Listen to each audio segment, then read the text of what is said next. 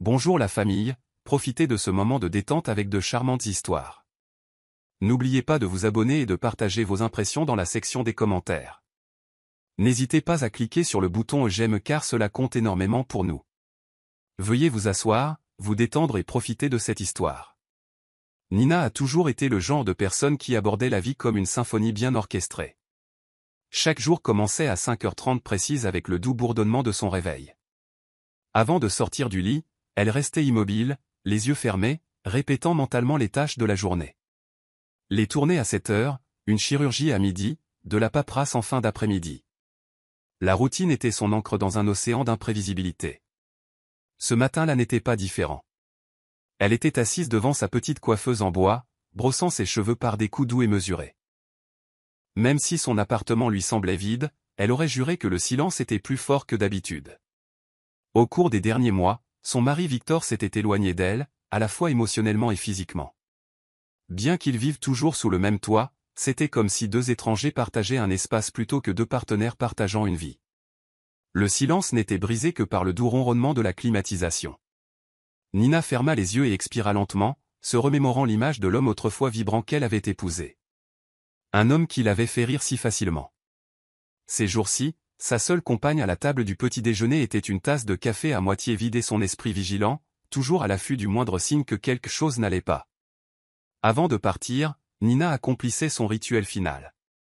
Elle ajustait le stéthoscope autour de son cou et vérifiait son reflet dans le miroir du couloir. La femme qui la regardait semblait plus vieille que ses 35 ans, avec des yeux fatigués et une détermination forcée dans l'expression de sa mâchoire. Sa blouse blanche était impeccable, un contraste saisissant avec le tumulte qu'elle ressentait à l'intérieur. En sortant, elle inhala l'air frais du matin. Elle pouvait faiblement entendre des oiseaux gazouiller dans un arbre voisin, un rappel que la vie continuait autour d'elle, indifférente à ses douleurs. Elle se demanda brièvement si elle retrouverait un jour la simple joie qu'elle ressentait avant que son mariage ne commence à se désintégrer. Pourtant, elle redressa ses épaules, chassa cette pensée et se rendit à l'hôpital. Le devoir l'appelait, et le devoir, si rien d'autre, était une constante dans sa vie. Même en garant sa voiture sur le parking des médecins, le cœur de Nina était lourd. Un espoir fugace, presque désespéré, vacillait en elle. Peut-être que ce matin silencieux n'était qu'un autre jour dans une tempête passagère. Mais au fond d'elle, elle sentait la vérité. Ce n'était pas seulement une saison. C'était un changement, une fracture permanente dans son monde personnel. Pourtant, elle entra dans l'hôpital avec détermination, arborant le sourire calme et compétent qu'elle offrait à ses patients et à ses collègues. À l'intérieur, elle gardait ses peurs bien cachées, des pensées inexprimées résonnant dans les recoins de son esprit, mais en surface, elle était le docteur Nina. Composée, gentille et incassable. Les jours où Nina rentrait à la maison au son du rire éclatant de Victor lui semblaient désormais des souvenirs lointains. Au début de leur mariage, ils avaient vécu dans un appartement modeste mais chaleureux. Ils se querellaient pour de petites choses, comme le siège des toilettes resté levé ou la bonne façon de plier les serviettes, mais les désaccords étaient empreints d'affection. Leur nouvelle maison, plus grande, dans laquelle ils avaient emménagé 2 ans auparavant, résonnait de calme. Victor, qui travaillait comme cadre dans une entreprise de technologie de taille moyenne, prétendait que ses journées étaient devenues plus exigeantes. Nina voulait le croire. Elle voulait trouver une logique dans les nuits tardives au bureau, les appels téléphoniques urgents pendant le dîner et les annulations abruptes de week-end qu'il s'était autrefois réservés. Mais les signes de changement étaient trop flagrants pour être ignorés. Parfois, Nina entendait Victor rire dans une autre pièce alors qu'il faisait défiler son téléphone, mais au moment où elle entrait, il se taisait et rangeait l'appareil. Elle remarqua comment il évitait son regard, comment ses compliments s'étaient fanés en remarques vides, si tant est qu'il y en ait. Un soir, après une journée de travail de 12 heures à l'hôpital, Nina rentra chez elle pour trouver une assiette solitaire dans l'évier et Victor profondément endormi sur le canapé. La télévision continuait de murmurer en arrière-plan, projetant une lumière vacillante sur les murs du salon. Elle s'approcha de lui avec prudence, une vague de souvenirs l'envahissant, comme il avait l'habitude de l'attendre, de la saluer avec un baiser et un repas chaud. Elle hésita avant de prendre délicatement une couverture à proximité pour la draper sur lui. Il remua, à moitié conscient, marmonnant, « Journée chargée, on en parlera demain », avant de se détourner. La douleur dans la poitrine de Nina était physique à ce moment-là, comme si son cœur se serrait. Elle déglutit, refoulant ses larmes, et monta silencieusement les escaliers jusqu'à la chambre qui ne se sentait plus partagée. Même la chambre avait une atmosphère d'inconfort. Les photographies sur la commode, ces sourires éclatants de leur lune de miel à Bali, le cliché spontané du mariage d'un ami, étaient devenus des rappels d'une vie qui n'existait plus dans le présent. Nina avait l'impression d'être à l'extérieur, regardant une version fantomatique d'elle-même. Tard dans la nuit, elle se retrouva insomniaque. Elle fixa le plafond, le son étouffé des ronflements de Victor dérivant à travers la porte. D'une certaine manière, elle se sentit soulagée qu'il ne soit pas monté. Au moins, elle n'aurait pas à faire semblant que tout était normal. Au moins, elle n'aurait pas à endurer la douleur de sa politesse distante.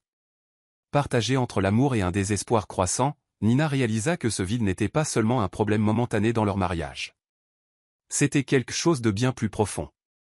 Un signe avant-coureur qu'une faille existait entre eux, le genre de faille qui pourrait ne faire que s'agrandir si elle n'était pas traitée. Pourtant, elle resta silencieuse, choisissant de garder ses peurs enfermées à l'intérieur. Elle se disait qu'un bon médecin examine tous les symptômes avant de diagnostiquer le problème. Mais dans sa propre vie, elle était réticente à voir la vérité. Dans le calme de l'aube, les instincts de Nina se ravivèrent. Une tension subtile planait entre elle et Victor comme un fil de gaz sur le point de se briser. Elle restait parfois éveillée, l'écoutant se déplacer dans les premières heures, fouillant dans les tiroirs, son téléphone à la main. Le père de Nina avait l'habitude de dire « Tu ne peux pas cacher l'odeur de la fumée une fois qu'un feu a commencé ». Les signes s'étaient accumulés pendant des semaines, mais elle n'avait pas voulu les nommer. Pourtant, les preuves intangibles étaient omniprésentes. Les appels téléphoniques précipités, les mots de passe nouvellement changés, une joie de vivre inexpliquée que Victor essayait d'étouffer chaque fois que son téléphone vibrait. Un soir tard, alors que Nina feuilletait un journal médical au lit, elle l'entendit parler à voix basse en bas. La curiosité se mêla à la peur. Elle posa le journal de côté, glissa hors du lit et se glissa doucement vers la cage d'escalier. Elle attrapa des fragments des phrases de Victor. « Je sais, je sais.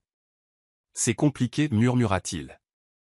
Il y eut un rire doux, presque enjoué, un rire que Nina n'avait pas entendu depuis des mois et qui lui était adressé. Son pas sur l'escalier grinça et la conversation se termina brusquement. Elle se figea, le cœur battant. Elle l'imaginait en train de ranger le téléphone dans sa poche, son esprit cherchant une excuse. Quelques secondes plus tard, il émergea en bas des marches.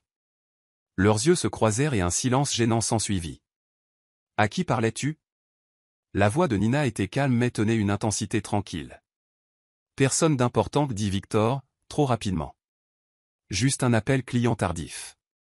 C'est mieux si je gère ça en privé.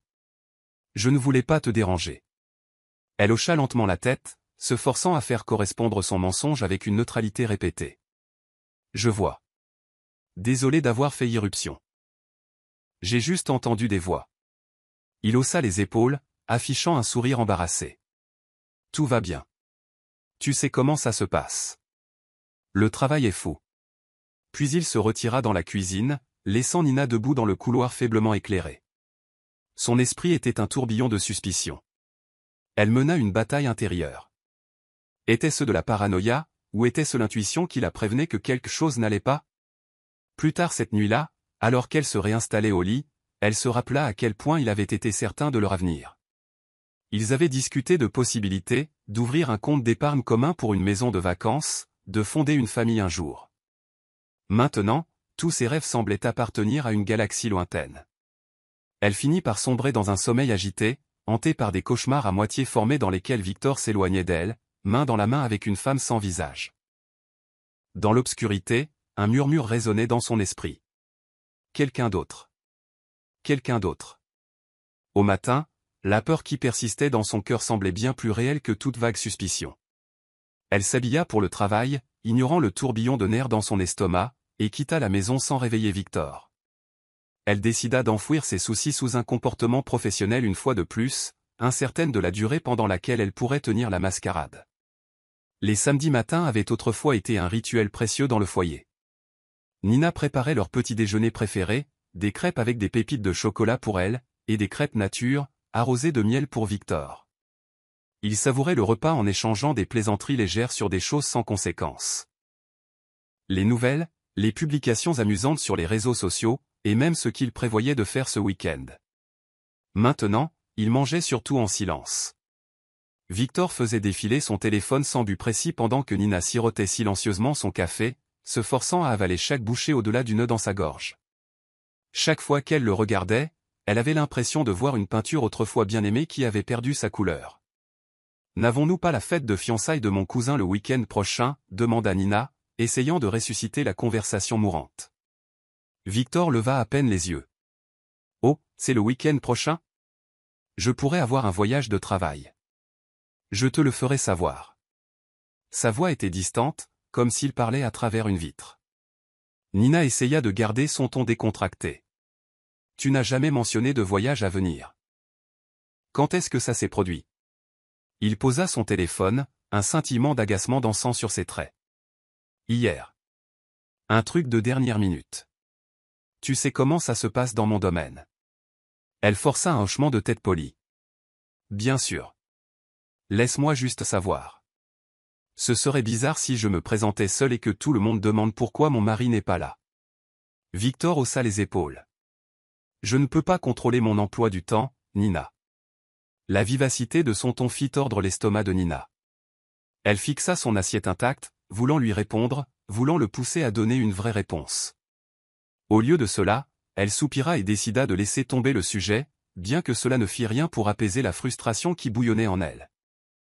Après le petit déjeuner, elle lava la vaisselle pendant que Victor se glissait dans son bureau à domicile. Elle pouvait l'entendre taper, et parfois parler au téléphone à voix basse et gardée.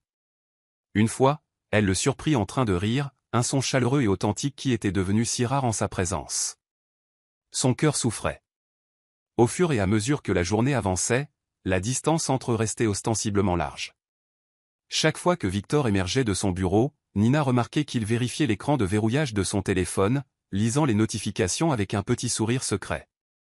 Cela faisait plus mal que n'importe quelle dispute ouverte n'aurait pu le faire.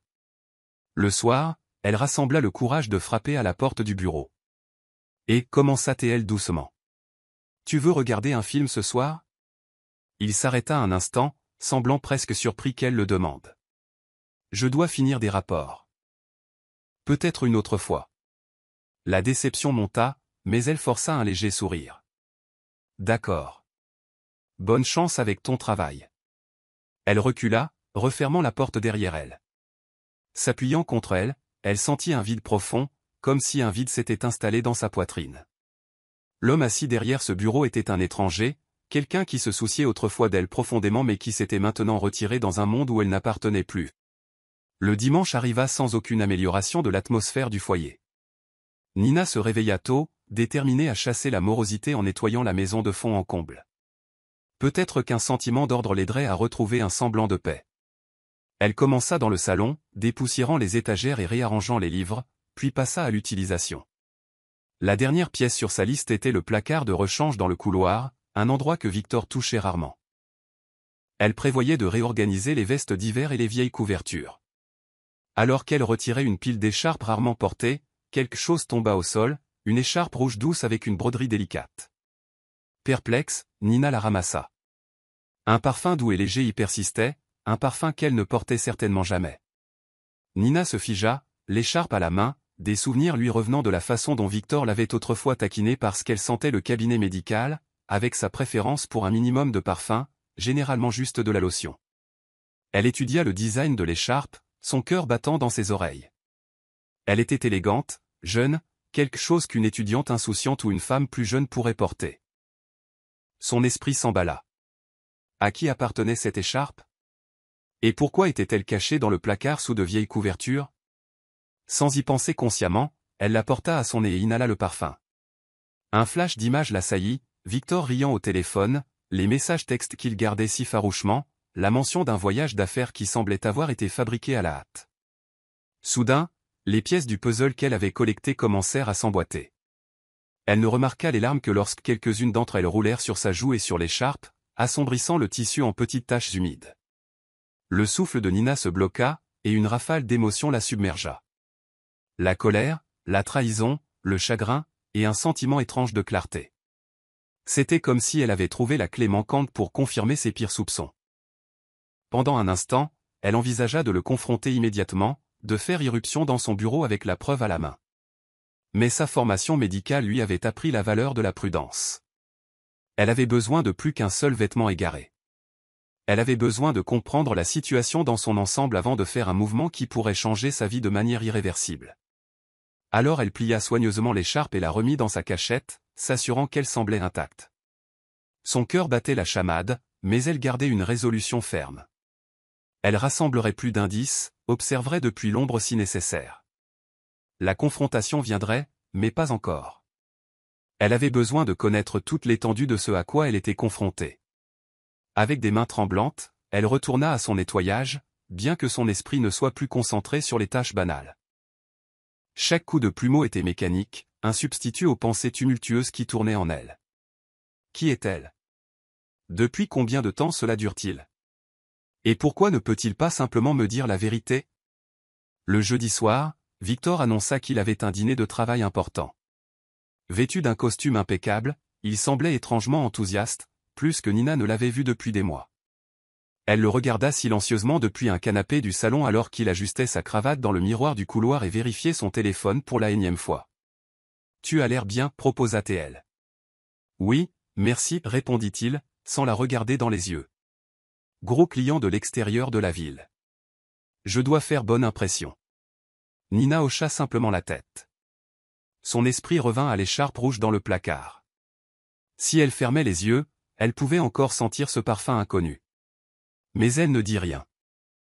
Elle le regarda simplement partir, la porte se refermant derrière lui avec une douce finalité. Quelque temps plus tard, incapable de réprimer son anxiété, elle se retrouva à arpenter la cuisine. Elle jeta un coup d'œil à l'horloge de la cuisinière. 20h45. N'ayant rien de mieux à faire, elle décida de ranger. En essuyant la table de la cuisine, elle découvrit un petit bout de papier gisant sous la salière. Elle le ramassa. C'était un reçu de restaurant daté de cet après-midi-là. 2 plats, une bouteille de vin et un dessert. Le total était assez lourd pour un déjeuner décontracté. Son pouls s'accéléra à la vue de cela. Il avait dit que c'était un dîner de travail avec un client, mais ce reçu était daté de plusieurs heures plus tôt, suggérant un engagement complètement différent. Le tourbillon de tromperie dans l'esprit de Nina s'intensifia. Mettant le reçu de côté, elle regarda par la fenêtre la faible lueur des lampadaires. Elle savait logiquement que les couples sont souvent confrontés à des défis, même à l'infidélité, mais cela n'atténuait pas le choc de la trahison personnelle. Elle voulait le démasquer immédiatement, mais elle voulait aussi qu'il se porte volontaire pour dire la vérité. À 22h, elle ne pouvait plus le supporter. Elle lui envoya un SMS. « Nina. Tout va bien ?» Les minutes s'écoulèrent sans réponse. 1 heure plus tard, il n'y avait toujours rien. Finalement, près de minuit, Victor entra.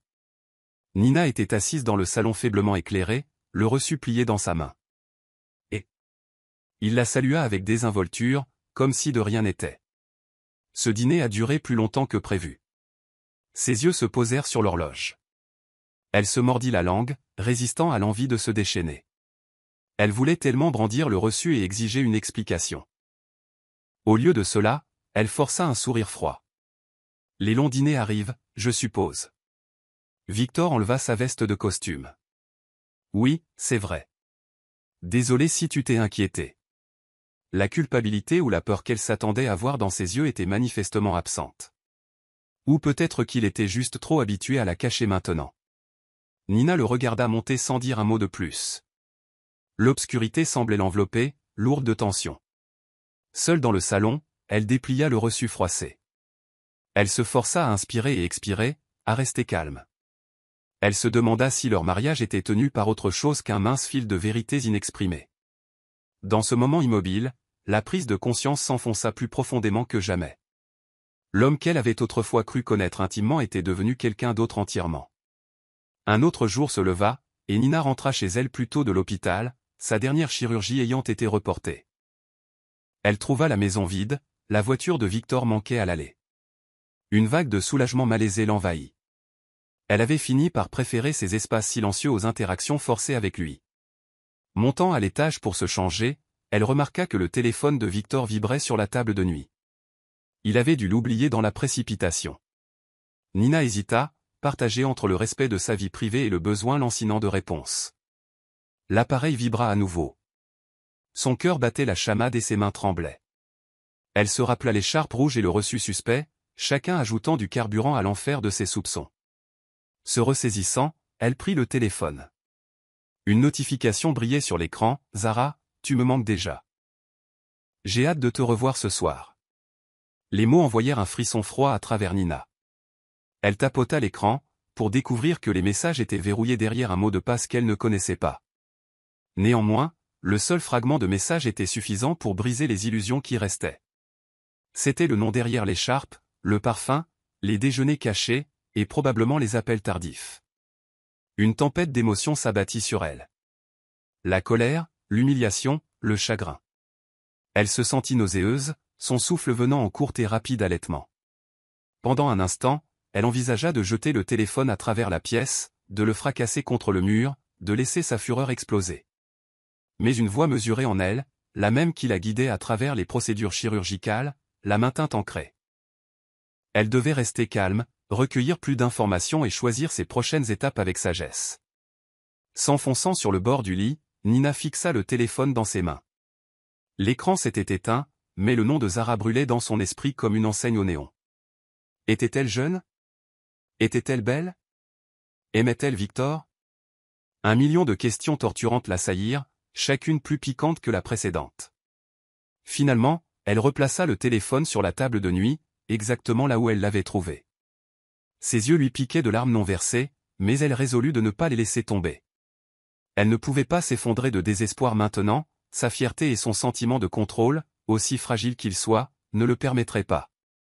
Au lieu de cela, elle se leva et entra dans la salle de bain, verrouillant la porte derrière elle. Elle ouvrit le robinet, laissant l'eau fraîche couler sur ses mains tremblantes. Elle fixa son reflet dans le miroir. Comment les choses en étaient-elles arrivées à ce point? La médecin confiante qui gérait crise après crise, était devenue une épouse aux prises avec la trahison. Respire, se murmura-t-elle, se rappelant un exercice de calme qu'elle enseignait souvent aux patients en détresse. Inspire, et expire. Chaque respiration la stabilisait, bien qu'elle n'atténue pas le chagrin. Elle savait que confronter Victor serait une tempête d'une ampleur épique. Mais Nina savait aussi qu'elle se rapprochait de cette confrontation, comme un barrage sur le point de se rompre sous la pression d'une inondation torrentielle. Le même soir, Nina se retrouva dans la cuisine, hachant machinalement des légumes, essayant de canaliser son anxiété dans quelque chose de tangible. Le bruit rythmique du couteau contre la planche à découper offrit un répit momentané à ses pensées. Victor entra à l'heure du dîner, fredonnant doucement pour lui-même. Elle leva les yeux, forçant une expression neutre. « Comment s'est passée ta journée » demanda-t-il, sa voix si calme qu'elle frôlait le désintérêt. Nina s'arrêta, le couteau en suspens au-dessus d'une carotte à moitié hachée. Elle pensa à toutes les réponses possibles qu'elle pouvait donner, sarcastiques, conflictuelles, ou même des aveux en larmes de ce qu'elle ressentait. Au lieu de cela, elle se contenta d'un simple « occupé ». Il hocha la tête, fouillant dans le réfrigérateur pour une bouteille d'eau. Nina remarqua qu'il n'offrait aucune information sur sa propre journée. Elle resta là, raide de tension, attendant de voir s'il dirait quelque chose. Des excuses, une confession, un soupçon de remords. Rien. Après le dîner, Nina rangea pendant que Victor se retirait dans son bureau. Le cliquetis répétitif de la vaisselle dans l'évier remplissait le silence. Chaque assiette, cuillère et verre qu'elle frottait lui semblait être une partie de l'avenir qu'elle purifiait. Au moment où elle eut fini, ses mains étaient plissées par l'eau chaude. Elle se rendit au miroir du couloir, jetant un coup d'œil à son reflet. Des cernes sombres cernaient ses yeux, ses traits étaient tirés. La colère monta en elle, se mélangeant à un profond sentiment de tristesse. Elle prit une profonde respiration, se dirigea vers la porte du bureau de Victor et resta immobile, sa main levée pour frapper. Mais elle ne put s'y résoudre. Pas encore. Elle se sentait non préparée, privée de tout semblant d'équilibre. Au lieu de cela, elle se retira dans la chambre, fouillant dans le tiroir de sa table de chevet jusqu'à ce qu'elle trouve son journal, une relique négligée qu'elle utilisait rarement. Assise sur le bord du lit, elle commença à écrire. « Je suis au bord de quelque chose que je ne sais pas comment gérer. Chaque jour, je découvre un nouveau mensonge. Une nouvelle raison de douter de lui. J'ai l'impression de regarder notre mariage mourir d'une mort lente et douloureuse. Et je ne sais pas si j'ai la force de le sauver, ou si je le veux même. Son stylo tremblait alors qu'elle essayait de garder son écriture lisible. Les mots saignaient sur la page, chaque lettre semblant être une confession qu'elle avait gardée enfermée. Après avoir fini, elle ferma le journal. Une partie d'elle se sentit plus légère d'avoir mis cela par écrit, mais le poids de la vérité pesait toujours sur sa poitrine. En éteignant la lumière, Nina se prépara à une autre nuit blanche, l'obscurité de la pièce correspondant au tumulte dans son esprit. Elle sentit les bords de sa patience s'effriter, les derniers fils du déni glissant entre ses doigts. Elle n'était pas sûre combien de temps elle pourrait continuer à attendre en silence. Quelques jours plus tard, Nina venait de terminer un quart de travail épuisant à l'hôpital et se préparait à rentrer chez elle lorsque les haut-parleurs annoncèrent une urgence aux urgences. Elle gémit intérieurement, son quart était terminé, mais en tant que médecin senior, elle ne pouvait pas simplement ignorer une situation critique. Se précipitant vers la salle d'urgence, elle trouva un chaos contrôlé. Les infirmières mettaient en place des lignes, les médecins juniors lisaient les rapports de triage. « Qu'est-ce que nous avons » demanda Nina à l'infirmière au comptoir. « Une victime d'accident de voiture en salle 2, un jeune enfant avec une forte fièvre en salle 5, et... » L'infirmière s'arrêta, lui tendant un dossier. « Une femme enceinte en début de travail, complications suspectées. Il demande une consultation senior. » Nina jeta un coup d'œil au dossier. La femme enceinte était déjà en route vers la salle d'examen. Sans hésitation, Nina attrapa son stéthoscope et s'y précipita. Elle trouva une adolescente effrayée, d'environ 17 ans, pleurant en se tenant l'abdomen. Nina scanna rapidement ses signes vitaux, ordonnant aux infirmières d'administrer ce qui était nécessaire pour la stabiliser. À peine Nina avait-elle commencé à examiner la jeune fille qu'elle entendit son téléphone vibrer bruyamment dans la poche de sa blouse. Elle le gardait habituellement en mode silencieux pendant les heures d'hôpital, mais la sonnerie répétée suggérait l'urgence. Elle fit signe à une infirmière de surveiller la fille et se dirigea vers le couloir pour répondre. Docteur Nina à l'appareil. La voix à l'autre bout était paniquée, presque frénétique. Nina, Dieu merci. J'ai besoin de toi ici maintenant. Son esprit se démena pour placer la voix, qu'elle reconnut comme étant celle de la sœur aînée de Victor, Clarissa. Clarissa? Qu'est-ce qui se passe? C'est ton hôpital, n'est-ce pas? Clarissa halta. Victor vient de m'appeler. Il est en route. Il y a une urgence avec Zara. Nina sentit ses poumons se transformer en pierre. Elle déglutit difficilement. Zara, répéta-t-elle, son cœur battant dans ses oreilles. Oui. Nina. Je pense qu'elle est en train d'accoucher. Il avait l'air désespéré. Il a dit qu'il avait essayé de t'appeler, mais que tu n'avais pas répondu. S'il te plaît, Nina. Il m'a demandé de t'appeler. La bouche de Nina s'assécha. Son esprit revint au message texte qui avait illuminé le téléphone de Victor. C'était donc ça la maîtresse. Alors elle était enceinte.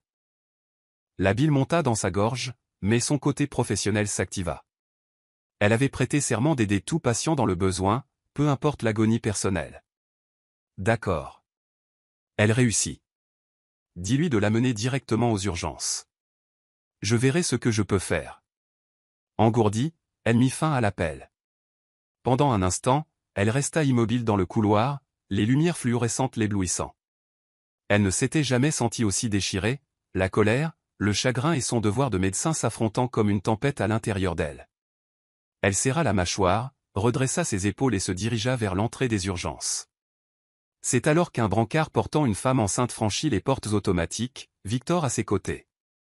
Les yeux de Nina se posèrent sur les siens, et une tempête silencieuse se prépara entre eux, même pendant que les ambulanciers guidaient la femme en travail, Zara, dans une salle d'examen en attente. Nina se força à bouger, se força à faire son travail. Même face à la trahison, elle était toujours le docteur Nina.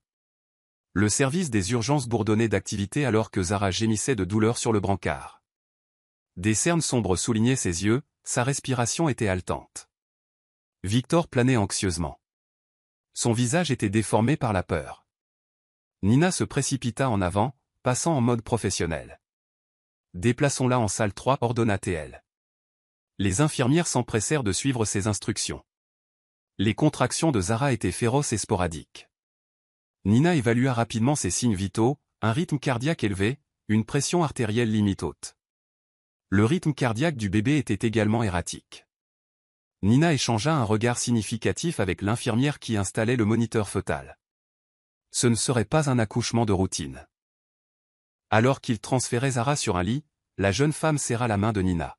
« S'il vous plaît, aidez-moi, supplia-t-elle, les larmes coulant sur ses joues. Sa voix était teintée de la vulnérabilité brute de quelqu'un qui avait fait confiance au mauvais homme, qui souffrait et avait désespérément besoin de soins. Nina se força à maintenir un détachement clinique. « Tout ira bien. Nous sommes là pour bien prendre soin de vous. Respirez profondément. » Victor se tenait dans le coin, paralysé par la culpabilité et l'inquiétude. Il n'avait jamais vu Nina dans son plein élément professionnel. Ordre, concentré et calme. Une partie de lui sembla se rétrécir sous son jugement non exprimé. Les minutes s'étirèrent en ce qui semblait être des heures alors que Nina surveillait les contractions de Zara, essayant de stabiliser la situation. Le rythme cardiaque du bébé chutait. Elle ordonna une échographie en urgence. Avec les images à l'écran, Nina nota la position du bébé et les complications potentielles. « Nous pourrions avoir besoin d'une césarienne d'urgence, informa-t-elle doucement Zara. Vos contractions sont trop erratiques, et le rythme cardiaque du bébé est préoccupant. C'est l'option la plus sûre. » Les yeux de Zara s'écarquillèrent de peur. Ses lèvres tremblèrent, et elle regarda désespérément Victor, puis de nouveau Nina.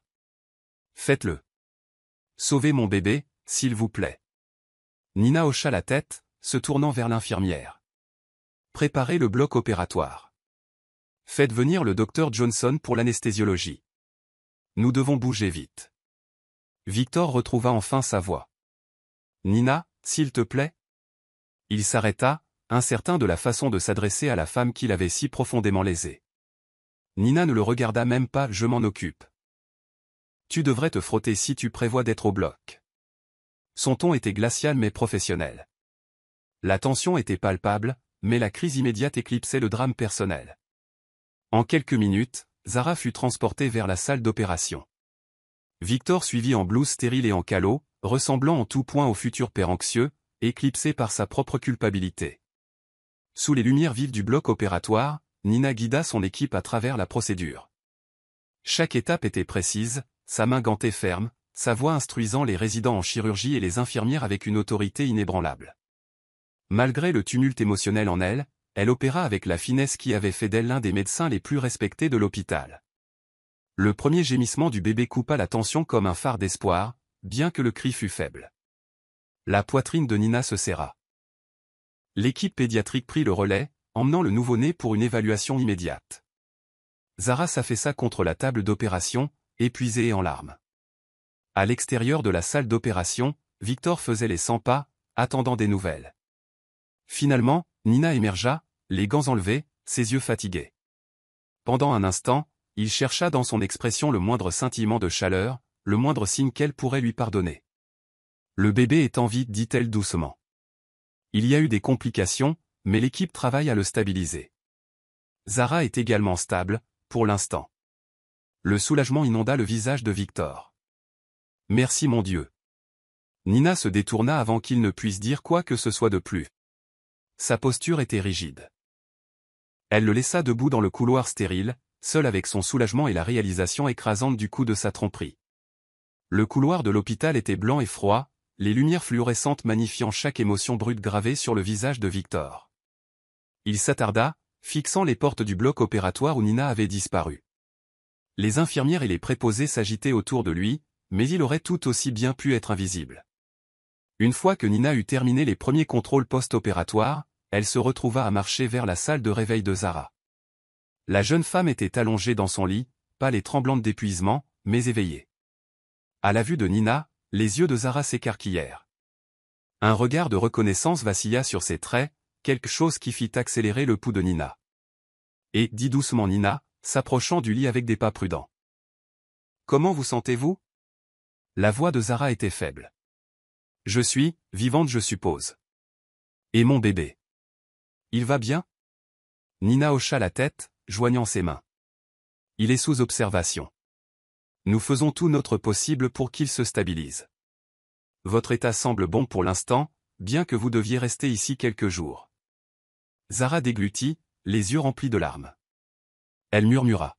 « Merci docteur. Vous nous avez sauvés. Nina offrit un sourire forcé, incertaine si Zara comprenait vraiment qui elle était. Il y eut un moment de tension tacite alors que le regard de Zara dérivait vers la main gauche de Nina. L'alliance brillait sous les lumières du plafond. Les yeux de Zara se levèrent pour rencontrer ceux de Nina. La compréhension se faisait lentement. « Vous êtes mariés ?» demanda-t-elle, sa voix tremblante. Nina donna un bref hochement de tête, ne se fiant pas à elle-même pour en dire plus. Elle sentit le poids fantôme de la trahison de Victor, planant comme un nuage d'orage dans la pièce. « Votre mari ? Il travaille ici aussi ?» continua Zara, sa curiosité teintée de quelque chose qui s'apparentait à la peur. Un rire amer faillit s'échapper des lèvres de Nina, mais elle réussit à garder son sang-froid. « Non, répondit-elle avec prudence, incapable d'en dire plus. L'expression de Zara se troubla de confusion, et elle sembla réfléchir au moment dans sa tête. Elle n'insista pas davantage, peut-être trop épuisée pour reconstituer complètement les fragments. Pourtant, Nina sentit le déclenchement de la reconnaissance dans l'air. Zara ne s'en rendait peut-être pas encore compte, mais les graines de la vérité avaient été plantées au moment où elle avait vu l'anneau de Nina. Juste au moment où Nina était sur le point de sortir, Victor entra dans la pièce. Il se figea, les voyant ensemble, sa femme au chevet de Zara, les deux femmes échangeant un silence chargé. Nina croisa son regard pendant une fraction de seconde avant de passer devant lui, frôlant son épaule légèrement mais délibérément en sortant. Elle ne pouvait pas supporter un instant de plus dans cet espace claustrophobe où son rôle de médecin entrait violemment en collision avec son rôle d'épouse. Dehors, son cœur battait la chamade. Elle s'appuya contre le mur, ses mains tremblant, essayant de calmer la vague d'émotion. Le couloir semblait étouffant, et elle aspirait à l'air frais. Elle avait besoin d'un moment pour rassembler ses pensées avant de retourner affronter le chaos qu'était soudainement devenu sa vie. Malgré les émotions tumultueuses en elle, Nina garda un sens du devoir inébranlable. Elle passa les heures suivantes à faire ses rondes, à vérifier d'autres patients et à se coordonner avec son équipe. Ses collègues remarquèrent qu'elle était plus silencieuse que d'habitude, mais personne n'osa demander. Nina avait une réputation de professionnalisme que peu de gens souhaitaient remettre en question. Finalement, elle retourna dans la chambre de Zara pour un suivi. Les signes vitaux de Zara s'étaient stabilisés, et le bébé montrait des signes d'amélioration lents mais prometteurs dans l'unité néonatale. Victor se tenait près de la fenêtre, les mains enfouies dans ses poches. Il leva les yeux quand Nina entra, mais elle détourna son regard. « Comment ça va, Zara ?» demanda Nina, son ton neutre. Zara réussit à esquisser un petit sourire. « Mieux. Je me sens encore faible, mais la douleur est gérable. Les infirmières sont formidables ici. » Nina hocha la tête, vérifiant attentivement le front de Zara et l'équipement médical. La gestion de la douleur est cruciale. Nous vous surveillerons de près. Victor s'éclaircit la gorge. Nina, pourrais-je avoir un mot? Pendant un instant, elle fit semblant de ne pas l'entendre. Puis, voyant l'expression anxieuse de Zara, elle plaça doucement le dossier de Zara sur une table à proximité et se tourna vers Victor. Dehors, dit-elle sèchement. Dans le couloir, les épaules de Victor s'affaissèrent comme s'il portait un poids massif. Il baissa la voix. Je suis désolé. Pour tout. Je n'ai jamais voulu que cela en arrive là. Les mains de Nina étaient froides, bien qu'elle maintienne une façade polie. Tu pensais que cela n'en arriverait pas là? Elle est enceinte. Victor. Et elle est dans mon hôpital. Tu pensais que tu pourrais la cacher pour toujours? Il détourna les yeux, la culpabilité gravée sur ses traits. J'allais te le dire, mais... Elle leva la main pour l'arrêter. Ne continue pas. Je ne veux pas d'autres excuses. Ses yeux vacillèrent de douleur. Tu m'as impliqué là-dedans au moment où tu l'as amené ici, que tu le veuilles ou non. Maintenant, en tant que son médecin, je dois aller jusqu'au bout. Mais en tant que ta femme. Elle s'arrêta, le mot femme se bloquant dans sa gorge. En tant que ta femme, je ne sais pas comment je peux continuer. Victor déglutit difficilement. Elle ne savait pas que j'étais marié. Je lui ai menti aussi. Un rire amer s'échappa des lèvres de Nina. Je suis sûr que c'est une merveilleuse consolation pour elle. Il ouvrit la bouche pour parler à nouveau, mais elle passa devant lui. J'ai des patients à voir, dit-elle, son ton coupé. Nous parlerons quand je serai prête. De retour dans la chambre de Zara, Nina força un sourire chaleureux en s'approchant du lit. Elle vérifia à nouveau le sol et rassura doucement Zara que son bébé était entre de bonnes mains. En touchant l'épaule de Zara, Nina lutta contre la vague d'émotions contradictoires qui montait en elle. À ce moment-là, elle n'était pas seulement une médecin mais une femme trahie. Pourtant, son serment professionnel la poussait à offrir du réconfort, même à celle qui avait involontairement brisé sa vie. Le lendemain de la césarienne d'urgence, l'état de Zara s'améliora suffisamment pour qu'elle puisse quitter les soins intensifs. Nina arrangea son transfert vers une chambre privée où elle pourrait se reposer et avoir des visites limitées. Victor, plus soumis que Nina ne l'avait jamais vu, suivit alors qu'un préposé poussait le fauteuil roulant de Zara dans le couloir. À la porte de la nouvelle chambre, Nina s'arrêta pour parler avec l'infirmière. Elle pouvait sentir le regard de Victor sur elle comme une lointaine supplique pour l'absolution, mais elle garda son attention strictement sur les besoins de la patiente. Assurez-vous de surveiller sa pression artérielle toutes les 2 heures, ordonna Nina. Elle a perdu beaucoup de sang pendant l'opération. Vérifiez aussi régulièrement ses niveaux de douleur. Nous ne voulons pas de complications. Une fois Zara installée, Nina plaça doucement le dossier au pied du lit. Zara croisa ses yeux, un scintillement de gratitude mêlé à une question inexprimée. Nina sourit à contre-cœur, acquiesçant d'un signe de tête avant de sortir. Elle n'était qu'à quelques pas dans le couloir quand Victor la rattrapa. « J'ai besoin de parler, dit-il doucement. Elle s'arrêta, se tournant pour lui faire face. Le couloir était vide à l'exception du bourdonnement de l'équipement médical au loin. « Tu as 5 minutes, dit-elle, les bras croisés. Victor expira. « Écoute, je sais que je ne peux pas arranger ça facilement, mais... j'ai besoin que tu saches à quel point je suis désolé. C'était une erreur. Une grosse. Et Zara ne savait même pas que j'étais marié. Je lui ai menti parce que j'étais confus, malheureux, mais ce n'est pas une excuse. » Nina l'étudia, son regard froid et mesuré. Confus? Malheureux? Ce sont les mots que les gens utilisent pour justifier la trahison. Elle fit un pas de plus, sa voix serrée. Tu as brisé quelque chose que je ne suis pas sûr qu'on puisse réparer. Tu ne m'as pas seulement menti, tu lui as menti, à tout le monde. Et maintenant, il y a un enfant impliqué. As-tu la moindre idée de l'ampleur de ce que tu as fait? Il passa une main dans ses cheveux, les yeux baissés. Je sais, j'ai été égoïste et stupide. Mais je ne veux pas te perdre. S'il te plaît, donne-moi une chance de réparer ça. Une vague de colère éclata dans la poitrine de Nina. Réparer ça? Répéta-t-elle, sa voix s'élevant légèrement. T'entends-tu? Il y a un bébé dans l'unité néonatale qui est né dans ce monde avec un père qui ne peut pas garder son histoire cohérente. Et tu parles de réparer les choses. Victor leva les yeux suppliants. Je ferai tout ce qu'il faut, si tu peux trouver en toi la force de me pardonner. Nina soutint son regard, les coins de ses yeux piquants avec une menace de larmes qu'elle refusait de verser. Victor, commença-t-elle lentement. Le fait que tu aies amené Zara ici, dans mon hôpital, dit que tu me fais confiance en tant que médecin. Mais quant à te faire confiance en tant que mon mari, je ne suis plus sûr de le pouvoir. Elle se détourna, ses pas résonnant dans le couloir. Derrière elle, Victor resta figé, accablé par sa culpabilité et la réalisation glaçante que son mariage ne tenait qu'à un fil. Nina évita de rentrer chez elle ce soir-là. Au lieu de cela, elle s'occupa dans la salle de garde, révisant les dossiers des patients, mettant à jour les dossiers médicaux et acceptant des quarts de travail supplémentaires. Tout pour garder son esprit occupé et loin de l'ouragan émotionnel qui l'attendait en dehors des murs de l'hôpital. Au moment où la lumière de l'aube filtrait à travers les fenêtres, elle se sentit épuisée mais résolue. Elle décida qu'il était temps de confronter Victor de front.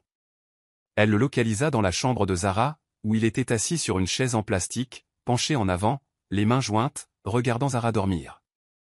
Une infirmière sortit discrètement de la pièce, les laissant seuls. Nina s'approcha, les bras croisés sur sa poitrine. « Victor. » commença-t-elle à voix basse. « Sortons un instant. » Il se leva lentement, comme s'il portait de lourdes chaînes, et la suivit dans le couloir. Elle le conduisit dans un petit couloir vers une petite salle de consultation généralement utilisée pour les discussions difficiles avec les familles. L'ironie ne lui échappa pas. À l'intérieur, l'air semblait lourd de tension. Nina ferma la porte derrière eux, se tournant pour faire face à Victor. Il ouvrit la bouche pour parler. Mais elle leva une main. « Laisse-moi parler d'abord. » Elle prit une respiration mesurée. Tu m'as mise dans une situation impossible, à la fois professionnellement et personnellement. Je suis ta femme. Je suis aussi le médecin de Zara. Et maintenant, il y a un enfant qui dépendra de toi pour le soutien, si ce n'est l'amour. Il hocha la tête, déglutissant difficilement. Je sais. J'ai besoin de savoir ce que tu veux, continua-t-elle, son ton calme mais teinté de douleur. Parce qu'en ce moment, tout ce que je croyais sur notre mariage a disparu. Les yeux de Victor vacillèrent d'un désespoir qui faillit susciter de la pitié en elle. Je veux retrouver ma femme. Murmura-t-il. Je veux arranger ça, être là pour mon enfant aussi, mais je veux que tu me pardonnes. Je sais que cela peut sembler égoïste, mais je le pense. Elle l'étudia, incertaine s'il était motivé par un remords sincère ou la peur de perdre la vie à laquelle il s'était habitué. Tu ne peux pas tout avoir, Victor. Les actions ont des conséquences. Sa voix trembla légèrement. Je suis prêt à accepter les conséquences. Je ferai tout ce qu'il faut. Des conseils, une thérapie, tout ce que tu veux. Mais je t'en prie, Nina. Donne-moi une chance. Un sourire amer se dessina sur ses lèvres. Une chance. Répéta-t-elle. Tu dis ça comme si ce n'était qu'un petit feu pas. Tu as détruit ma confiance, et tu l'as fait de manière répétée. Tu m'as fait venir à l'hôpital pour gérer les conséquences de ta liaison. Tu te rends compte à quel point c'est humiliant? Victor baissa la tête. Je suis désolé, répéta-t-il, la voix tremblante. Je n'ai jamais voulu te faire de mal. Je me suis juste perdu, je me sentais vide, et Zara était une échappatoire. Nina serra les poings, la mention du nom de Zara la blessant profondément. Mais elle refusa de se laisser submerger par la colère. Au lieu de cela, elle hocha la tête, sèchement. C'est bon. Va en thérapie, gère tes responsabilités envers Zara et l'enfant. Mais quant à nous, je ne fais aucune promesse. J'ai besoin de temps. Il ouvrit la bouche pour protester, mais son regard d'acier l'en empêcha. Du temps, répéta-t-elle. Ils restèrent là dans un silence pesant, tous deux conscients que leur mariage ne tenait qu'à un fil ténu de loyauté compromise. Nina finit par se retourner et partir, laissant Victor seul dans la salle de consultation, le dernier écho de ses pas scellant la froide confrontation. Les jours se confondaient les uns aux autres pendant que Zara se remettait de la césarienne et que le bébé s'améliorait lentement à l'unité néonatale. Nina a maintenu son rôle avec un professionnalisme inébranlable, vérifiant les signes vitaux de Zara, s'entretenant avec l'équipe de pédiatrie et s'assurant que tous les protocoles médicaux étaient respectés.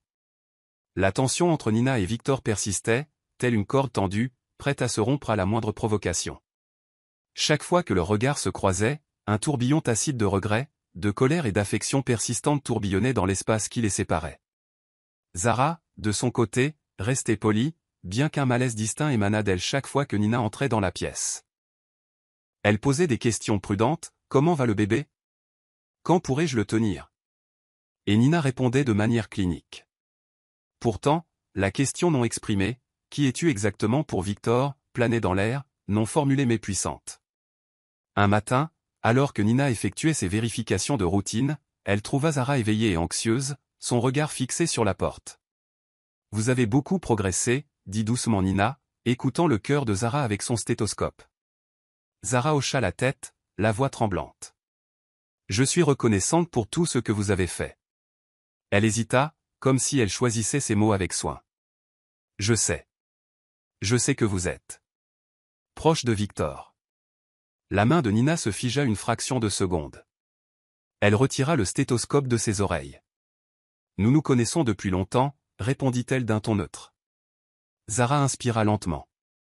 Des larmes s'accumulèrent dans ses yeux. « Je me sens tellement stupide. Je ne savais pas qui il était. Je ne savais pas. » Cette admission brisa quelque chose à l'intérieur de Nina. Elle réalisa que Zara aussi était devenue une victime des mensonges de Victor. La colère monta, mais elle n'était pas entièrement dirigée contre la jeune femme dans son lit d'hôpital. « Il ne vous a pas dit qu'il était marié » dit Nina, la voix à peine au-dessus d'un murmure. Zara secoua la tête. « Il m'a dit qu'il était séparé, qu'il n'avait pas de lien réel. » Je l'ai cru. Elle ferma les yeux, des larmes coulant sur ses joues. « Et maintenant, il y a un bébé. Je n'arrive pas à croire à quel point j'ai été aveugle. » La poitrine de Nina se serra de sympathie malgré les circonstances. Elle tendit la main, la posant doucement sur le bras de Zara. Concentrez-vous sur votre rétablissement pour l'instant, l'encouragea-t-elle. Prenez soin de vous et de votre enfant. C'est ce qui compte le plus. Zara hocha la tête, essuyant ses yeux d'une main tremblante. Je suis désolée, murmura-t-elle. Je suis désolée pour tout. Les yeux de Nina piquèrent à leur tour, mais elle garda son sang-froid. On ne peut pas changer le passé, dit-elle doucement. On ne peut que décider de ce qui se passera ensuite. À ce moment-là, une infirmière entra, brisant la tension. Nina s'éloigna, laissant Zara à ses émotions. Elle marcha dans le couloir, les lumières fluorescentes se reflétant sur les sols polis. Chaque pas semblait lourd, comme s'il portait le poids des vérités qui avaient été mises au jour. Quelques jours après l'opération, l'équipe néonatale décida qu'il était temps pour Zara de rencontrer son bébé en personne. Vraiment, en dehors des tubes et des couveuses. La respiration du nourrisson s'était suffisamment stabilisée pour de brèves séances de lien. Nina la prit en consultant les dossiers et décida d'être présente. Lorsque Zara fut transportée dans le service de néonatologie, Nina l'accompagna, poussant une paire de portes vitrées qui menaient à une pouponnière faiblement éclairée. L'infirmière responsable apporta délicatement le bébé, son petit corps emmailloté dans une couverture pastel. Les yeux de Zara s'illuminèrent, des larmes coulant sur ses joues alors qu'elle prenait doucement l'enfant dans ses bras. « Il est parfait », murmura Zara, posant un baiser sur le front du bébé. Nina regardait à quelques pas de là, son cœur un champ de bataille émotionnelle. Malgré la trahison qui les avait tous menés ici, être témoin du miracle du lien entre un nouveau-né et sa mère était profondément émouvant. Elle jeta un coup d'œil à Victor, qui se tenait à côté de Zara, ses yeux scintillant d'un espoir prudent et d'une fierté paternelle. Une infirmière vint vérifier les signes vitaux du bébé tandis que Zara continuait de le regarder, fascinée par ses petits doigts et ses doux gémissements. Nina s'approcha lentement, vérifiant que tout se déroulait sans problème. Le rythme cardiaque du bébé était stable, sa respiration régulière. Soudain, Zara leva les yeux, apercevant l'alliance brillante aux doigts de Nina. Ses sourcils se froncèrent. « Docteur, vous êtes marié ?» dit-elle doucement, comme si elle confirmait une prise de conscience. La bouche de Nina s'assécha. Elle hocha la tête, résistant à l'envie de regarder Victor. « Oui », répondit-elle simplement. Le regard de Zara se porta sur Victor, ses yeux naviguant entre lui et Nina. Une compréhension silencieuse passa sur son visage, et pendant un instant, le monde sembla s'être arrêté. Victor baissa la tête, ne voulant ou ne pouvant pas soutenir le regard interrogateur de Zara. Le silence qui s'installa dans la pouponnière était suffocant, brisé seulement par les doux roucoulements du bébé. Nina ressentit un tourbillon d'émotions contradictoires, tristesse, colère et une lueur d'empathie pour la jeune mère qui s'était involontairement empêtrée dans une toile complexe de tromperie. Nina s'éclaircit doucement la gorge. « Il a l'air fort », dit-elle en hochant la tête vers le bébé. « Il va s'en sortir. » Zara s'accrocha à cette assurance, des larmes brillant toujours dans ses yeux. Elle arracha son regard de Victor, se concentrant sur le nourrisson endormi dans ses bras. À ce moment-là, l'enfant semblait être le seul être innocent dans la pièce. Victor resta silencieux, le visage pâle, comme s'il comprenait pour la première fois toute la gravité de la situation. La tension qui émanait de lui était palpable. Nina se retira dans un coin, les bras croisés, observant le tableau. Mère, père, nouveau-né. Pourtant, Nina savait que ce tableau était bâti sur des fondations fissurées, condamnées à s'effondrer sous le poids de la vérité. Plus tard dans la soirée, Zara fut transférée dans sa chambre privée. Le bébé, en sécurité, retourna au service de néonatologie pour des soins supplémentaires. Nina termina ses rondes à un autre étage, puis prit un moment pour reprendre son souffle dans la salle de repos du personnel. Le tribut émotionnel était évident dans la raideur de ses épaules et la douleur derrière ses yeux. Un léger coup sur le chambranle de la porte la fit lever les yeux. À sa grande surprise, c'était Zara, marchant lentement mais avec détermination, soutenue par une infirmière. « Docteur Nina », dit Zara avec hésitation. « Pourrions-nous parler ?» Nina se leva, faisant signe à l'infirmière de les laisser seuls. Elle guida Zara vers une chaise, prenant place en face d'elle. Les yeux de Zara étaient rouges, comme si elle avait pleuré. « J'avais besoin de vous voir », commença Zara, la voix tremblante. « Je voulais vous remercier comme il se doit d'avoir sauvé ma vie et celle de mon bébé. Mais ce n'est pas tout. » Elle prit une inspiration tremblante. Je réalise maintenant que vous et Victor. Vous êtes mariés, n'est-ce pas? La franchise de la question fit battre le cœur de Nina. Elle rencontra le regard de Zara et hocha la tête. Oui, répondit-elle doucement. Nous le sommes. Bien que ce soit compliqué. Zara pinça les lèvres, les larmes menaçant de couler à nouveau. Je n'en avais aucune idée. Elle murmura. Il m'a dit qu'il était pratiquement divorcé, qu'il attendait juste les papiers. Il m'a dit que vous étiez distante, que vous n'étiez pas intéressée par lui. Il a même laissé entendre que vous voyiez quelqu'un d'autre. Sa voix s'éteignit, un rire amer lui échappa. J'ai été si stupide. Nina écoutait, un tourbillon d'émotions contradictoires tourbillonnant en elle. Elle voulait haïr Zara, mais la voir si brisée, et réaliser à quel point Victor avait tissé ses mensonges, rendait cette haine impossible.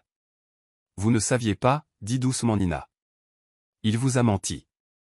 Zara renifla, essuyant ses joues. Je suis tellement désolé. Si j'avais su. Je n'aurais jamais. Sa voix se brisa. Je pensais que nous avions quelque chose de vrai. Mais maintenant, je vois ce que c'est, un château de cartes. Une étrange sorte d'empathie monta en Nina. Elle tendit la main, la posant sur le bras de Zara. Aucune de nous n'a demandé cela, murmura-t-elle. Vous êtes la mère de son enfant, et je suis sa femme, ou je l'étais. Zara déglutit difficilement. Que allez-vous faire? Pour votre mariage. Nina détourna le regard, la question la frappant comme un coup de poing dans l'estomac. Je ne sais pas, admit-elle. Je suis encore en train de me décider. Mais pour l'instant, votre santé et celle du bébé sont ma priorité. Zara hocha la tête, de nouvelles larmes brillant. Je pars dès que nous sommes sortis. Je ne peux pas rester ici. Je ne peux pas regarder Victor sans ressentir. Elle fit une pause, secouant la tête. Je ne sais même pas ce que je ressens. Nina serra doucement la main de Zara. Concentrez-vous sur la guérison et sur votre bébé. C'est ce qui compte. Zara réussit un faible sourire. Merci. Pour tout. Elles restèrent assises en silence pendant un moment, deux femmes liées par les tromperies du même homme, chacune luttant contre un chagrin d'amour. Nina ne s'était jamais attendue à partager un moment aussi intime et douloureux avec la femme qu'elle avait autrefois imaginée comme la méchante de l'effondrement de son mariage. Pourtant, elles étaient là, toutes deux victimes de la même infidélité. Le soleil se couchait à l'extérieur, projetant de longues ombres sur les couloirs de l'hôpital. Les infirmières changeaient de quart, et le son sourd des machines médicales fournissait un bourdonnement constant en arrière-plan. Nina terminait de revoir les cas de la journée à la station des infirmières lorsqu'elle vit Victor s'approcher, le visage empreint de détermination. « Peut-on parler en privé quelque part » demanda-t-il à voix basse. Nina fit une pause, jetant un coup d'œil à l'horloge. Elle avait encore 1 heure avant de pouvoir officiellement quitter le travail, mais le regard de Victor lui disait qu'il ne partirait pas sans une conversation. Avec un bref signe de tête, elle le guida vers la même petite salle de consultation qu'ils avaient utilisée auparavant. Il ferma la porte derrière eux, exhalant avec un tremblement. « Zara vient de me confronter, dit-il, évitant le regard de Nina. Elle m'a dit qu'elle ne voulait plus jamais me voir, sauf pour le bébé. » Nina haussa un sourcil, croisant les bras. « Tu t'attendais à ce qu'elle te reçoive à bras ouverts après avoir découvert la vérité ?» Victor grimaça. « Je suppose que je ne savais pas à quoi m'attendre. » Il hésita, passant une main dans ses cheveux. Nous parlions, et puis tu es entré. J'ai essayé de m'expliquer, mais elle n'arrêtait pas de m'accuser de ceci et de cela. La conversation s'est envenimée, et puis tu es entré au pire moment. Et la seconde d'après, elle me demandait de partir. Un rire amer faillit s'échapper de la gorge de Nina. Bien sûr qu'elle t'accuse, parce que tu es coupable, Victor. Tu nous as menti à toutes les deux. La tension dans la petite pièce était suffocante. Victor se déplaça inconfortablement. Je sais, mais je suis là pour parler de nous. Les yeux de Nina se plissèrent. Nous? Tu veux dire le mariage que tu as mis en pièces avec tes secrets? Il déglutit. Oui, ce mariage. Je ne vais pas faire semblant que tout va bien, mais je veux sauver ce que nous pouvons. Je suis prêt à faire tout ce qu'il faut. Thérapie de couple, thérapie individuelle, un accord légal pour le bébé, n'importe quoi. J'ai juste besoin de savoir si tu vas me donner une chance. Une colère brute monta en Nina, mais elle se souvint du vœu qu'elle s'était fait, de rester maîtresse de ses décisions, de ne pas être guidée par la rage. Elle inspira profondément. Je ne fais aucune promesse, dit-elle, sa voix plus ferme que ses sentiments. Tu peux aller en thérapie, gérer tes responsabilités avec Zara, mais j'ai besoin de temps pour décider si je veux encore de ce mariage. Victor sembla peiné, mais il hocha la tête. Je comprends. Vraiment. Et je suis désolé. Je l'ai déjà dit, mais c'est tout ce que je peux dire. Avant que Nina ne puisse répondre, la porte s'entr'ouvrit. Zara se tenait là, sa posture chancelante. Elle regarda Nina en premier, puis se tourna vers Victor, les yeux rouges d'avoir pleuré. « Tu me mens encore ?» demanda-t-elle, son ton bouillonnant d'une fureur tranquille. Nina recula instinctivement, laissant un passage libre à Zara. Victor eut l'air frappé. « Zara, s'il te plaît, j'essaie juste. »« N'ose pas » s'écria Zara, les larmes au bord de la voix. « Je t'ai demandé de me dire la vérité, et tu m'as donné encore plus d'excuses. Je mérite mieux, et mon enfant aussi. » Le cœur de Nina battait à tout rompre en assistant à cette scène. La confrontation qu'elle redoutait se déroulait en temps réel, brute et sans filtre. Elle ne pouvait que rester là, prise entre deux feux, au milieu de deux chagrins d'amour que Victor avait orchestrés. La pièce semblait trop petite pour le poids de la trahison qui y tourbillonnait. L'estomac de Nina se noua, et elle savait qu'elle ne pouvait plus supporter longtemps ce drame suffocant. Elle se glissa dans le couloir, laissant Victor et Zara derrière. Son dernier aperçut démontrait Zara fusillant Victor du regard, les larmes coulant, tandis qu'il se tenait là comme un homme condamné, toute la gravité de ses choix s'écrasant sur lui. Nina marcha dans le couloir, le cœur battant comme un tambour. Elle avait besoin d'air, d'espace, de n'importe quoi pour échapper à la pression suffocante qui l'entourait comme des fils barbelés. Mais elle n'alla pas plus loin que le salon d'attente quand Victor la rattrapa, essoufflée et visiblement secouée. « Ne t'éloigne pas de moi » la supplia-t-il, la voix brisée. Elle s'arrêta, se retournant. Le salon était heureusement vide, à part un homme plus âgé qui somnolait dans un coin. « Pourquoi ne le ferais-je pas » siffla-t-elle, essayant de garder sa voix basse. « Tu as menti, tu m'as trompé, tu as fait venir ta maîtresse dans mon hôpital, et maintenant tu as un enfant avec elle. Qui a-t-il d'autre à discuter, Victor ? Sérieusement, éclaire-moi. » Il leva les mains comme s'il se rendait. « Nina, je... » Il s'arrêta, la voix tremblante. « J'ai tout gâché. J'ai menti à Zara, mais plus important encore, je t'ai menti. J'ai essayé de tout gérer seul, et j'ai détruit les deux relations dans le processus. » Nina laissa échapper un rire tremblant, des larmes lui piquèrent les coins des yeux. « Tu n'as pas seulement détruit des relations. Tu as détruit la confiance, l'espoir et tout avenir que nous aurions pu avoir. » Son visage se froissa. « S'il te plaît, je ferai n'importe quoi pour arranger ça. » La colère qu'elle avait contenue à l'intérieur depuis la première suspicion se libéra. « Tu n'es pas un enfant qui peut pleurer et tout arranger avec une simple promesse, » lui lança-t-elle. « Ton n'importe quoi n'a aucun sens pour moi en ce moment. Tu ne comprends pas ? Tu avais toute une vie avec moi, un mariage, et tu l'as jeté pour une aventure, une échappatoire, peu importe comment tu l'appelles. » Elle fit un pas en avant, la voix qui montait. « Et tu n'as même pas eu la décence de me dire la vérité. Tu m'as laissé la découvrir de la manière la plus humiliante qui soit. Tu m'as laissé la soigner, accoucher de son bébé, tout cela sans me dire la vérité. » Ces mots résonnèrent dans le silence du salon. Le vieil homme s'agita dans son sommeil, mais personne d'autre n'était là pour être témoin de cette confrontation brute. Les yeux de Victor étaient pleins de larmes, et pendant un instant fugace, Nina vit l'homme qu'elle avait aimé autrefois, celui qui avait promis de la chérir. « Je n'ai jamais voulu te faire de mal, » murmura-t-il. « Je n'ai jamais voulu de tout ça. » Elle le regarda, ses propres larmes menaçant de couler. « Eh bien, félicitations, dit-elle amèrement. Tu as réussi à faire du mal à tout le monde. » Pendant un long moment, le silence régna. Victor tendit la main comme pour toucher son bras, mais Nina recula. Elle ne pouvait pas supporter son contact, pas quand sa peau se souvenait encore de la chaleur d'un amour autrefois fidèle. « Je demande la séparation, dit-elle finalement, la voix tremblante de résolution. Que cela devienne un divorce ou non dépendra de la suite des événements, mais pour l'instant, je ne peux pas rester dans ce mariage. Victor eut l'air d'avoir reçu un coup de poing dans l'estomac. Nina. Elle leva une main pour l'arrêter, des larmes coulant sur ses joues. Ne dis rien. Garde tes mots. Si tu les penses, prouve-le par tes actions. Va en thérapie, assume tes responsabilités envers Zara et le bébé. Mais laisse-moi en dehors de tes mensonges. Engourdie, elle passa devant lui, sentant sa poitrine se serrer de chagrin. Elle ne se retourna pas. En entrant dans le couloir, elle ressentit à la fois un sentiment de perte écrasant et un sentiment de liberté fragile et vacillant. Elle en avait fini de garder ses secrets pour lui. La vérité était enfin libérée, et il n'y avait pas de retour en arrière possible. Il était presque minuit lorsque Nina quitta enfin l'hôpital. Elle marcha à travers le parking, ses pas lents et déterminés.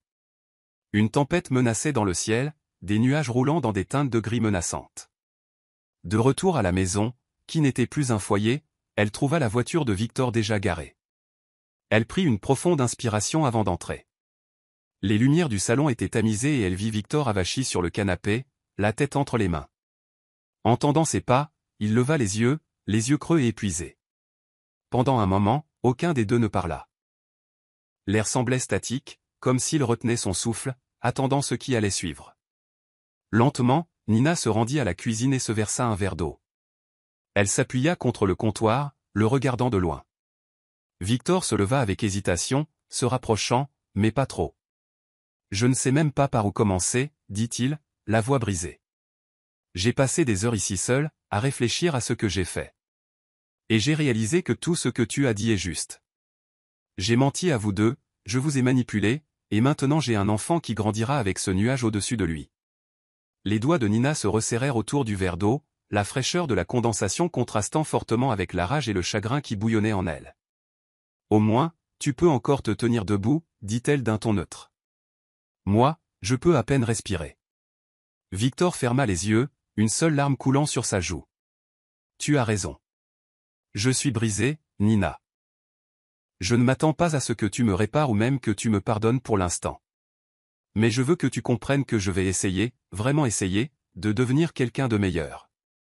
Pour le bébé, pour Zara, mais surtout pour toi et pour moi-même. » L'ancienne Nina, celle qui croyait aux secondes chances, aurait pu trouver du réconfort dans cette déclaration. Mais la Nina qui se tenait là se sentait malmenée, protectrice de son propre cœur. « C'est ton chemin, » répondit-elle. « J'ai fini de me battre pour toi. Tu dois te battre pour toi-même. » Victor hocha la tête, les larmes coulant maintenant librement. Il se laissa retomber sur le canapé, enfouissant son visage dans ses mains. Chaque sanglot qui secouait son corps ressemblait à une lamentation pour tout ce qu'il avait perdu, ou était sur le point de perdre. Elle posa son verre d'eau et l'observa en silence. Elle se souvint à quel point elle aimait la façon dont il riait, la façon dont il la surprenait avec du café à l'hôpital les jours particulièrement chargés. Mais cet homme et celui-ci semblaient à des kilomètres l'un de l'autre. Sans un mot, elle monta à l'étage, le laissant à la tempête qu'il avait lui-même créée. Dans la chambre, elle ferma la porte et s'appuya contre elle, laissant échapper un soupir tremblant. Le bruit de la pluie commença sur le toit, régulier et incessant, une bande sonore appropriée à l'effondrement de son mariage autrefois heureux. Dehors, le tonnerre gronda.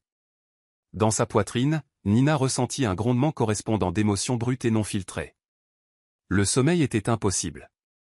Au lieu de cela, elle s'assit au bord du lit, écoutant la pluie, partagée entre le chagrin et un espoir naissant que, d'une manière ou d'une autre, au-delà de cette tempête, elle pourrait se redécouvrir. Le jour de la sortie de Zara arriva avec une avalanche de paperasses, d'instructions médicales et de brefs adieux du personnel infirmier. Nina a supervisé les dernières vérifications, s'assurant que les incisions de Zara guérissaient correctement et qu'elle avait toutes les prescriptions nécessaires pour gérer la douleur et prévenir l'infection. Le bébé, qui avait montré une amélioration constante, était également prêt à sortir, bien qu'il aurait besoin de bilans pédiatriques réguliers. Alors que Zara le berçait dans ses bras, Nina nota le mélange d'anxiété et de soulagement dans les yeux de la jeune mère. « Merci pour tout, » dit doucement Zara, son regard vacillant avec respect et une culpabilité persistante. « J'aimerais que les choses se soient passées différemment pour nous tous. » Nina fit un petit signe de tête. « Concentrez-vous sur votre santé et celle du bébé. L'hôpital a des ressources si vous en avez besoin. Des conseillers, des groupes de soutien, des programmes d'aide financière. N'hésitez pas à les utiliser. Zara esquissa un faible sourire. Je le ferai. Merci. Devant l'entrée principale de l'hôpital, un silence gênant s'installa alors que Victor apparut pour conduire Zara et le bébé là où il prévoyait de rester. Nina se tenait à distance, près des portes tournantes, les bras croisés. Une partie d'elle voulait fuir la scène, mais un sentiment de dénouement la retenait. Zara se tourna vers Nina une dernière fois. « Je suis vraiment désolée, murmura-t-elle, la voix brisée. À ce moment-là, Nina ressentit une vague d'empathie soudaine pour la jeune femme, qui quittait l'hôpital avec un nouveau-né et un avenir incertain. « Prenez soin de vous, répondit doucement Nina. Zara hocha la tête, puis monta dans la voiture de Victor, le bébé roucoulant doucement depuis son siège auto. Victor hésita, son regard allant de Zara dans la voiture à Nina près de la porte. Dans ses yeux, Nina vit un profond remords. Il fit un léger signe de tête, comme pour reconnaître la finalité du moment, puis se glissa sur le siège du conducteur. Nina les regarda s'éloigner.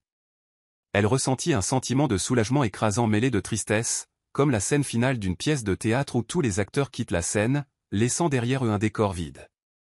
Il y avait un silence profond dans sa poitrine, un espace où l'angoisse et le ressentiment avaient autrefois fait rage. De retour dans le hall de l'hôpital, Nina réalisa que 2 adieux venaient d'avoir lieu. L'adieu de Zara à un amant qu'elle n'avait jamais vraiment connu, et l'adieu de Nina aux dernières illusions de son mariage. Le chapitre se fermait, et bien que cela fît mal, elle sentit qu'aller de l'avant était le seul chemin qui lui restait. Elle redressa ses épaules et prit une profonde inspiration. La journée était chargée et des patients attendaient. Elle avait une vie à mener, une vie qui n'était plus définie par la présence ou l'absence de Victor. Dans les semaines qui suivirent la sortie de Zara, Nina se jeta à corps perdu dans son travail. Elle accepta des quarts plus longs, prit en charge des chirurgies plus complexes et se porta même volontaire pour des tâches administratives. Ses collègues louèrent son dévouement, ne réalisant pas que son emploi du temps incessant était une sorte de sanctuaire. Le travail laissait peu de place au chagrin. Pendant ce temps, elle a suivi les progrès de Zara à distance. Un jeune médecin a rapporté que Zara assistait à des bilans pédiatriques réguliers. Le bébé, nommé Aaron, s'épanouissait. Nina ressentit une vague de soulagement surprenante en entendant cela. Quels que soient ses sentiments personnels, elle avait promis sa vie à sauver et à soigner les autres, et cela incluait Zara et son enfant. Pendant ce temps, Victor tint sa promesse de chercher de l'aide thérapeutique. Bien que Nina ait déplacé la plupart de ses affaires personnelles dans une chambre séparée de la maison, il garda respectueusement ses distances, envoyant des mises à jour occasionnelles sur ses progrès. Une partie d'elle appréciait ses efforts, mais elle gardait toujours son cœur sur ses gardes. Le pardon, s'il devait arriver, serait un chemin lent et incertain. Un soir, après avoir terminé un long quart, Nina sortit de l'hôpital. L'air était frais et les étoiles scintillaient au-dessus d'elle comme de minuscules piqûres de lumière. Elle réalisa que pour la première fois depuis des semaines, elle ressentait un subtil sentiment de paix. La lourdeur dans sa poitrine avait diminué, remplacée par une acceptation tranquille des bouleversements récents. Au lieu de rentrer directement chez elle, elle se rendit dans un petit café qu'elle fréquentait avant que sa vie n'implose. Elle commanda un thé chaud et s'installa à une table dans un coin. En sirotant, elle sortit de son sac son journal longtemps négligé. « Je guéris », écrivit-elle d'une écriture soignée et prudente. Pas guéri, mais en voie de guérison. Chaque jour, je découvre des parties de moi-même dont j'avais oublié l'existence. Mon propre courage, ma capacité à me tenir seul. Je ne sais pas ce que l'avenir nous réserve à Victor et à moi, mais je sais que je respire enfin à nouveau par moi-même. Les mots étaient cathartiques, un témoignage silencieux de sa résilience. Elle écrivit quelques lignes de plus, reconnaissant la vague de douleur, de croissance et de complexité qui était venue définir sa vie. Quand elle posa enfin le stylo, elle se sentit plus légère, comme si l'acte d'écrire avait allégé son âme. Alors que la douce musique du café jouait en arrière-plan, Nina regarda les gens vaquer à leurs occupations. Des amis qui rient, des couples qui partagent des conversations tranquilles, des personnes perdues dans leurs pensées. La vie continuait, dans toute sa brillante complexité. Et pour la première fois depuis qu'elle avait découvert l'écharpe rouge, elle crut qu'elle aussi pouvait continuer. L'atmosphère à l'hôpital était différente ces jours-ci. Nina sentit un changement dans sa façon de se tenir. Plus assurée, plus à l'aise dans sa peau. Ses collègues aussi l'avaient remarqué. Le docteur Moral, le chef de la chirurgie, la prit à part un après-midi, un sourire chaleureux sur le visage. Nina, dit-il. Je voulais vous parler. Nous avons une ouverture au conseil d'administration pour un poste de conseillère principale en médecine. Votre nom a été mentionné plus d'une fois. Nina cligna des yeux. Agréablement surprise. C'est incroyable. Qu'est-ce que cela impliquerait exactement? Il expliqua qu'elle assisterait aux réunions du conseil, aiderait à élaborer la politique de l'hôpital et représenterait les intérêts du personnel médical. C'était un rôle de direction, qui mettrait à l'épreuve ses capacités administratives en plus de ses compétences cliniques. Malgré les bouleversements émotionnels qu'elle avait traversés, ou peut-être à cause d'eux, Nina ressentit une vague d'excitation. Ce serait un honneur, répondit-elle. Merci de m'avoir considéré. Le docteur Moral lui tapota l'épaule. Vous l'avez mérité. Votre dévouement est indéniable, et nous avons besoin de gens comme vous dans la direction. Alors qu'elle s'éloignait, une douce chaleur se répandit dans sa poitrine. C'était un signe que la vie avançait bel et bien, lui offrant de nouveaux horizons à explorer. Elle envoya un texto à une amie proche, Ava, qui répondit immédiatement avec des émojis de célébration et une invitation à dîner. Ce soir-là, Nina retrouva Ava dans un restaurant chaleureux près de la rivière. Les deux amis se retrouvèrent autour d'un saumon rôti et d'une salade croquante, discutant de tout, des potins de l'hôpital aux nouvelles expositions d'art local. Finalement, Ava revint à la grande question, comment vas-tu, vraiment? Nina prit un moment pour réfléchir. Je guéris, dit-elle doucement. Victor et moi. Nous sommes dans un drôle de flou. Il va en thérapie, dit qu'il veut arranger les choses, mais je ne suis pas sûre d'être prête. Je me concentre sur moi pour une fois. Ava hocha la tête avec approbation. C'est tout ce que tu peux faire. Tu es forte, Nina. Plus forte que tu ne le penses. Je le vois dans la façon dont tu te comportes maintenant. Des larmes montèrent aux yeux de Nina, mais c'étaient de bonnes larmes. Des larmes de gratitude pour le soutien et pour sa propre résilience. Merci, murmura-t-elle, tendant la main pour serrer celle d'Ava. Elles terminèrent le dîner de bonne humeur, les lumières de la ville se reflétant sur la surface de la rivière, projetant des ombres dansantes sur les murs du restaurant. Alors que Nina rentrait chez elle, elle ressentit un sentiment de but renouvelé. Elle avait parcouru un long chemin en si peu de temps. Bien que les souvenirs de trahison persistent encore, ils ne dominaient plus ses pensées. C'était comme si elle avait franchi un nouvel horizon, un horizon où elle pouvait imaginer une vie au-delà du chagrin, une vie façonnée par ses propres choix et un sentiment renouvelé de sa propre valeur. Les mois glissèrent. L'air vif de l'automne remplaça la chaleur de l'été, peignant la ville dans des teintes d'or et de rouille. Nina s'épanouit dans son nouveau rôle de conseillère principale en médecine, équilibrant ses tâches administratives et les soins aux patients. Elle se retrouva à encadrer de jeunes médecins, partageant à la fois son expertise médicale et ses leçons de résilience personnelle. Un jour, après une réunion de conseil d'administration particulièrement difficile, Nina retourna à son bureau pour trouver une petite enveloppe sur son bureau. Curieuse, elle l'ouvrit, en sortant une photo d'un nourrisson souriant, un petit poing levé en signe de triomphe. Il y avait une courte note attachée. Merci d'avoir sauvé nos vies. Erin est en bonne santé et heureuse. Je vais mieux aussi. Zara. Une vague d'émotion traversa Nina alors qu'elle tenait la photo. Erin semblait pleine de vie, avec de grands yeux curieux. Zara avait réussi à exprimer sa gratitude et à donner des nouvelles en quelques mots seulement. Nina sourit, ressentant un sentiment de dénouement étrange mais réconfortant. Le même après-midi, le docteur Moral organisa un bref rassemblement dans le hall de l'hôpital. Nina se tenait parmi ses collègues, surprise lorsqu'ils lui remirent un prix pour service exceptionnel. Alors qu'elle acceptait la plaque, une salve d'applaudissements résonna dans le hall spacieux. Ses yeux brillèrent de larmes qu'elle essaya de retenir. Elle pensa aux innombrables heures qu'elle avait passées dans ces couloirs, aux chagrins qu'elle avait endurés, aux nuits qu'elle avait dormi dans la salle de garde pour éviter de rentrer chez elle. Pourtant, elle était là, reconnue non seulement pour son expertise, mais aussi pour son engagement envers les patients et la communauté hospitalière. Victor était dans la foule. Elle le repéra debout près du fond, applaudissant discrètement. Leurs regards se croisèrent une fraction de seconde. Il lui fit un léger signe de tête, une pointe de fierté dans son expression. Nina lui offrit un sourire poli en retour, sentant que même s'ils ne seraient peut-être plus jamais les mêmes, il y restait une certaine mesure de respect. Plus tard, alors que les gens se dispersaient, Victor s'approcha. « Félicitations, dit-il doucement. tu le mérites. Elle serra la plaque contre sa poitrine. Merci, répondit-elle. Un silence s'étira entre eux, lourd de tout ce qui s'était passé. Comment vas-tu, demanda-t-elle, se surprenant elle-même. Il haussa les épaules, les mains dans les poches. Mieux. La thérapie m'aide. Je vois Aaron parfois. Zara est toujours distante, mais j'essaie d'être présent pour lui de la manière qu'elle me permet. Nina hocha la tête, sincèrement soulagée d'apprendre qu'il prenait son rôle de père au sérieux, bien que de manière limitée. Elle réalisa que le temps lui avait donné de la perspective, adoucissant les bords bruts de sa douleur. Ils se séparèrent sans plus d'explications ni de promesses.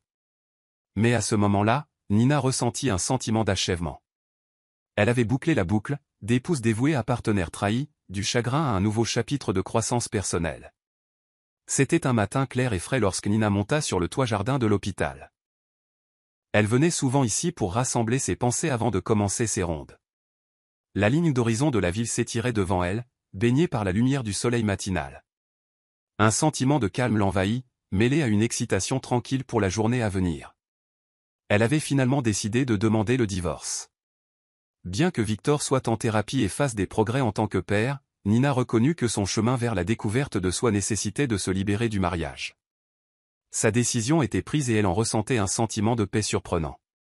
Pas de colère, pas de ressentiment, juste une résolution de recommencer à zéro. Une douce brise balaya ses cheveux alors qu'elle réfléchissait au chemin parcouru. Elle se souvint des matins mécaniques, de la maison vide, du chagrin d'avoir découvert l'existence de Zara, de la confrontation douloureuse dans les couloirs de l'hôpital. Pourtant, chaque épreuve avait écaillé ses illusions, révélant un noyau de force qu'elle ne savait pas posséder. En descendant, elle passa devant des collègues qui la saluèrent chaleureusement. Elle était maintenant plus que la simple docteure Nina. Elle était un pilier de la communauté hospitalière, un mentor et une voix de compassion. Son téléphone vibra avec un message d'Ava. Déjeuner plus tard? Pour célébrer tes nouveaux départs. Souriant, Nina tapa une réponse rapide, compte sur moi. Alors qu'elle se rendait à son premier patient de la journée, sa posture droite et son pas confiant, elle se sentit vraiment vivante, libérée du poids des mensonges qui l'avaient autrefois étouffée. Chaque nouveau jour était une opportunité, pas une épreuve. Elle s'arrêta brièvement devant la chambre d'un patient, remarquant son propre reflet dans la vitre polie. Elle ne reconnaissait plus la femme qui avait été tourmentée par les doutes et noyée dans les larmes. C'était quelqu'un d'autre, quelqu'un qui avait reconquis sa vie, son identité et son but. Poussant la porte, elle entra dans la pièce, prête à faire ce qu'elle faisait de mieux, guérir. Et en saluant son patient avec un doux sourire, Nina sut qu'elle s'était guérie elle aussi. Elle avait traversé le feu et en était ressortie plus forte, avec une vision claire de qui elle était et où elle voulait aller. Là où elle avait été une épouse brisée, elle était maintenant une femme qui se tenait debout, avec une sagesse issue des blessures passées qui la propulsait vers un avenir qu'elle avait elle-même créé, une vie retrouvée dans tous les sens du terme. Je suis heureux que vous soyez arrivés à la fin. J'espère que l'histoire vous a plu. N'hésitez pas à cliquer généreusement sur le bouton j'aime et à vous abonner pour plus de récits captivants comme celui-ci. Nous serions ravis de vous entendre. Quelle leçon avez-vous tiré de cette histoire? Partagez vos réflexions dans les commentaires ci-dessous. Rendez-vous dans la prochaine histoire.